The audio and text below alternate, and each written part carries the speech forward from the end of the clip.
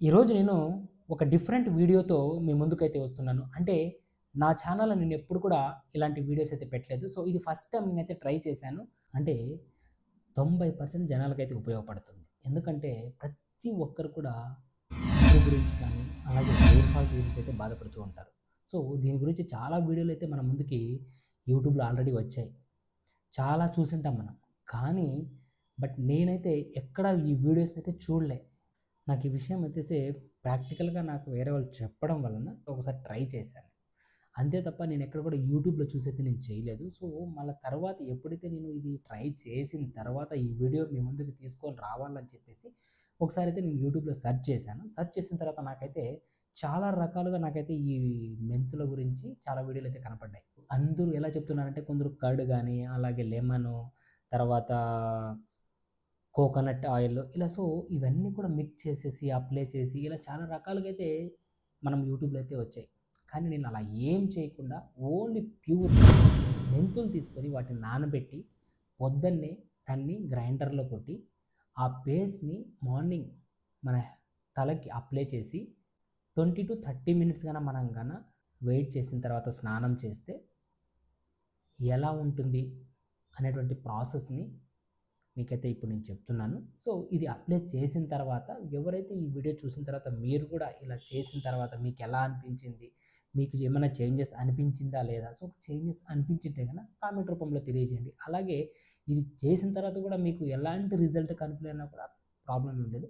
So, మీరు కూడా comment రూపంలో అయితే తెలియజేయండి. నాకైతే 100% కొద్దిగా చేంజెస్ అయితే కనపడుతుంది. కొద్దిగా ఇంప్రూవ్‌మెంట్ అయితే మనకైతే కనిపిస్తుంది.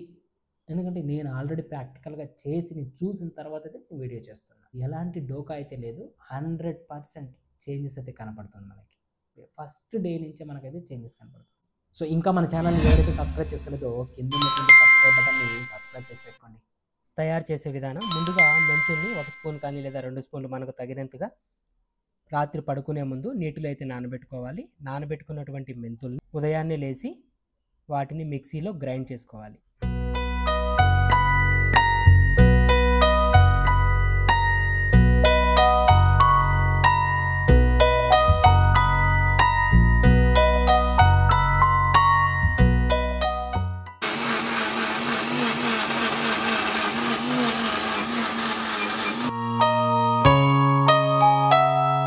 ఎలా ఉండాలంటే అది మనకి ఒక పేస్ట్ మాదిరి కానీ లేక ఒక సాఫ్ట్‌గా వచ్చేటట్టు అంతవరకు కూడా మనమైతే గ్రైండ్ చేసుకోవాలి.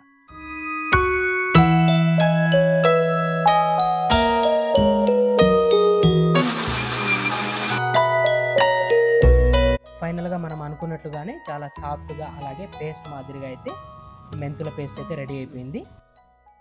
ఇప్పుడు మనము మెంతుల పేస్ట్‌ని తలకి ఎక్కడ కూడా గ్యాప్ లేకుండా బాగా ఒత్తుగా అయితే మనము తలకి అప్లై చేసుకోవాల.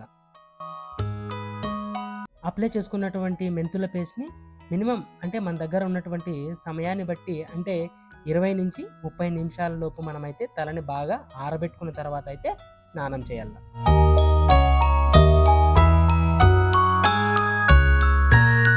మెంతులు వాడడం వలన జుట్టుకు చాలా రకాలుగా ప్రయోజనాలైతే ఉంటాయి.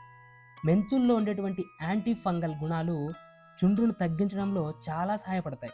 అలాగే నికోటినిక్ యాసిడ్, ప్రోటీన్ జుట్టు వేర్ల పోషణ వరకు అందించి వెంట్రుకలు రాలిపోకుండా అయితే చేస్తాయి. ఇంకా లెసిథిన్ తలకు తేమను అందించి జుట్టు పెరుగుదలను వేగంగా ప్రోత్సహిస్తుంది. ఇంకా తల చర్మానికి కావాల్సినటువంటి పోషణను కూడా అందిస్తుంది. కొత్త వెంట్రుకలు రావడానికి కూడా చాలా సహాయపడుతుంది.